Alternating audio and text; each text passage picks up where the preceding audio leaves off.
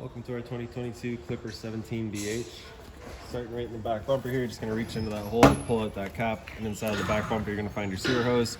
Take note of those two ears in the adapter here, that's how I'll be hooking it up to your sewer system. And the hose itself, once fully extended, is about 20 feet long. Just keeping it stored in the bumper back here, just to help keep any sort of stench out of the unit. And that cap just presses back into place. In this corner, as well as the other back corner here, you're going to find these stabilizer jacks. What they're going to do is they're just going to run down, contact the ground, give it another turn or so just to firm it up, and that'll just get rid of any sort of bounce or sway that you see you have in the unit right now. Ahead from there, we get your sewer system. So that cap, if you just kind of press on it and give it a turn, you can pop it on out of there. You see it's got the same two ears on it that your sewer hose had, so that'll attach the same way, where you're just lining it up, giving it the turn, and it clicks in. On the left, you get a gray valve. On the right, you get a black. So that black valve is controlling your black tank. Black tank is filled from your toilet. So that's, of course, going to be our dirtiest water. So we'll dump that first. Once that's done, you can then come to the gray. The gray tank is going to be filled from your kitchen sink as well as your bathroom shower. So that's, of course, going to be slightly cleaner water. We'll dump that last just to help keep that sewer hose as clean as possible. Another step forward, we get a cable and satellite inlet. So a coax cable will plug into there, fire up at your TV location. Then right beside that, we've got your power inlet. So just notice that little notch down in the bottom corner there. It's going to line up with that notch there. You'll line those into place and press it in, give it a little eighth turn, and that'll lock it down. And then you get the threaded collar in the back there to really lock it into place. Following the cord back, you're going to find a standard 30 amp end there. Most campsites you're going to have that. You can just plug straight on in and you're good to go. We do also provide you with a 15 amp adapter. So if you're looking to plug in at home to charge your batteries or run your fridge, you've got the power to do so. Couple of steps forward, we get your hot water tank here, so you're just going to line up that keyway and you can pop it on open. All ear controls for turning this guy on are just inside of the unit. Before we ever turn it on though, we just want to hit that relief valve right there and make sure a little shot of water comes out. That bit of water coming out of there is just letting you know this tank is full. It's safe to fire it up and you're not going to burn anything out by doing so. Once we get inside and fire it up, I will go over reset procedure, and the button that I'll refer to is just right here. Once you're done, just flipping it back up, locking it back down with the keyway, and there you have it. On forward here, we get your freshwater inlet, so you're just going to unthread that cap and your water hose will plug into there, turn on the water, and that'll fill up your freshwater tank. Right below that, we've got your city water connection.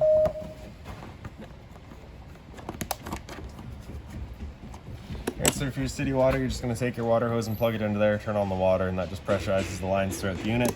Your freshwater tank drain is right underneath the unit here, so you can see that's just kind of dripping out that last little bit there. You get this little white cap, we'll just thread onto it and closes it off. Same sort of cap system here on your low point drains, so you're just going to unthread those and it allows your water system to drain itself out. The purpose of that would be if you're leaving the unit for a while and you don't want your water going stale or stagnant, you can just drain all that water out before you leave, or if you're getting ready to winterize the unit, you can just drain all the water out before pumping antifreeze through. So I'll just put that cap on there real quick here.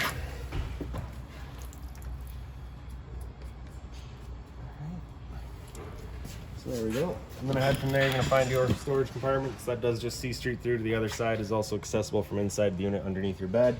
Your water hose you'll find in here, and inside of that water hose, you're going to find your park adapter. So your 30 amp cord into there, 15 to a standard outlet.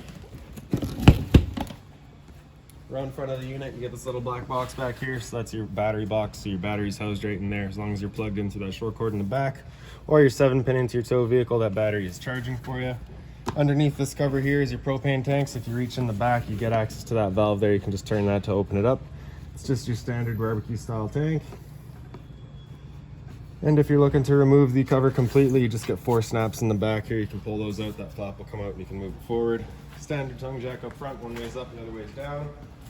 On the side of the unit here, you have a solar panel plug-in. So just a 2-prong plug will go into there, ties into your batteries and charge them. Other end of your storage compartment here. Inside of here, you're going to find that jack for running all of your stabilizers. Service ports for your fridge, nothing back there for you to worry about really, just for service. Right beside it, we got a GFI protected outlet. So if you want power outside, you have it. Stove vent straight up from there. So as long as whenever you're running that stove inside, it is of course propane, putting off fumes. So you want to make sure that your fan inside is turned on, evacuating those fumes. And this flap opened up out here so those fumes can make their way out.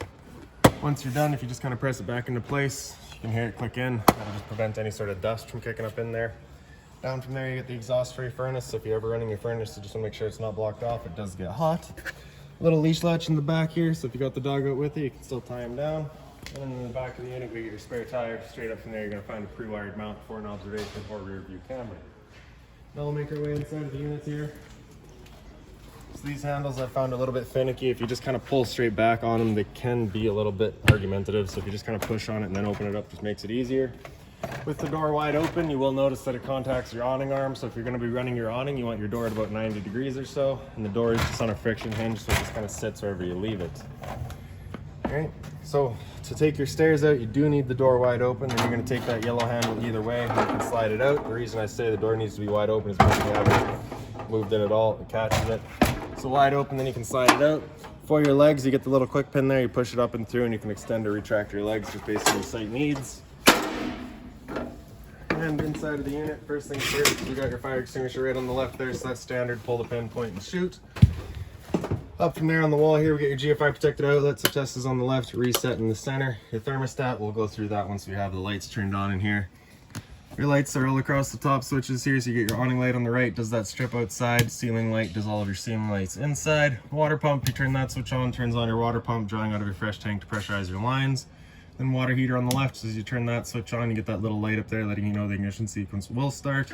Once that sequence is started, that light will go out. It'll try that 3 times. If after the 3rd try it hasn't fired up, that light's gonna come on and it's gonna stay on. At that point, you'll go and use that reset button that we'd shown you. So stood right here, you can hear the click of the flame and the click of the igniter and the whir of the flame. We know that tank is good. Up top, we get your monitor systems. On the left, we get batteries. You can see you're currently C for charging because we're plugged in and currently charging. G would be good, F is fair, L is low. Your fresh tank, as you fill that up, you go to 1/3, 2/3 in full. Same idea for your black and your gray. Your awning itself is down in the bottom corner here. So press and hold extend and that awning will make its way out. Again, you're watching your door at 90 degrees.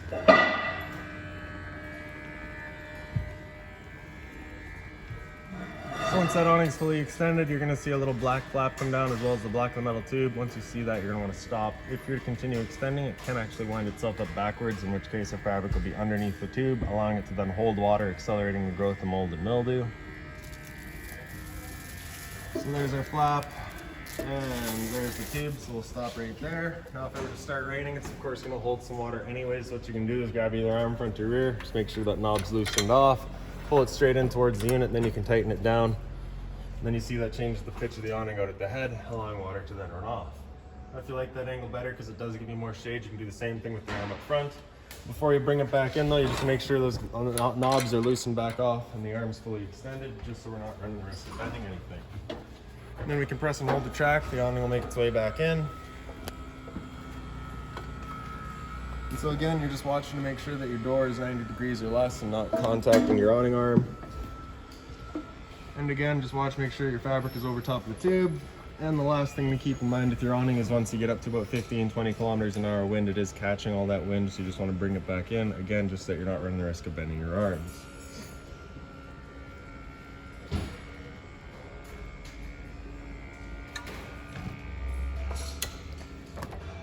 Alright, so your thermostat, now that we have the lights all turned on, okay.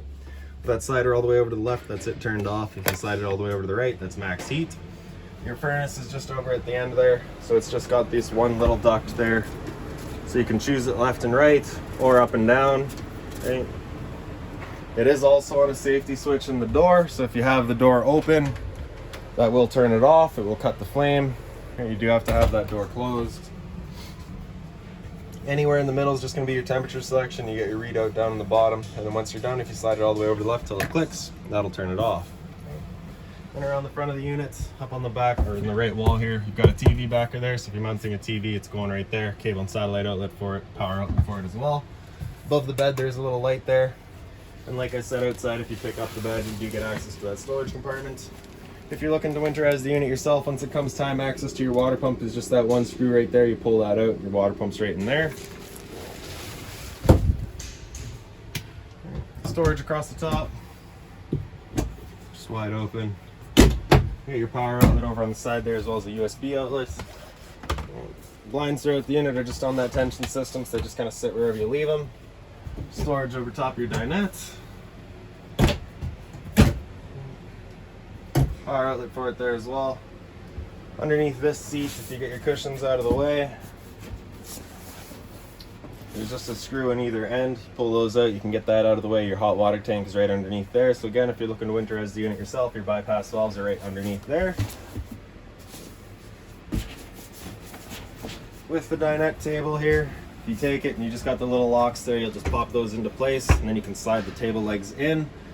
You'll have it just set up like that, and then you get a little ledge on either side to take the back cushions to fill in the dinette and create a bed.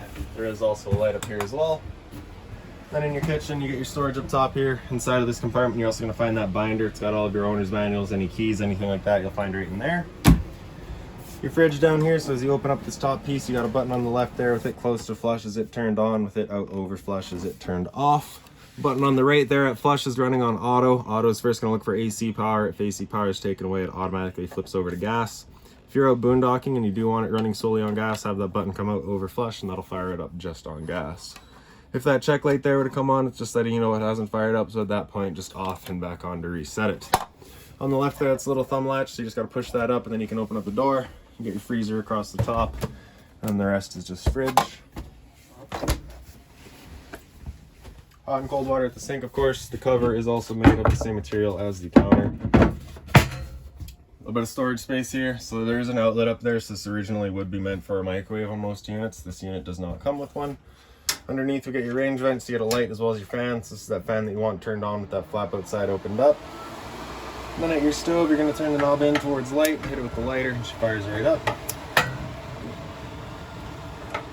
I will just mention the first time you go to use your propane system, especially if you've been away from the unit for a while, will take a minute to fire up just because it'll have to clear the air out of the propane lines. It's perfectly normal. Get some storage down below, being very cautious of our drains and our water lines, and down below that is also a propane line, so you of course don't want to be breaking that.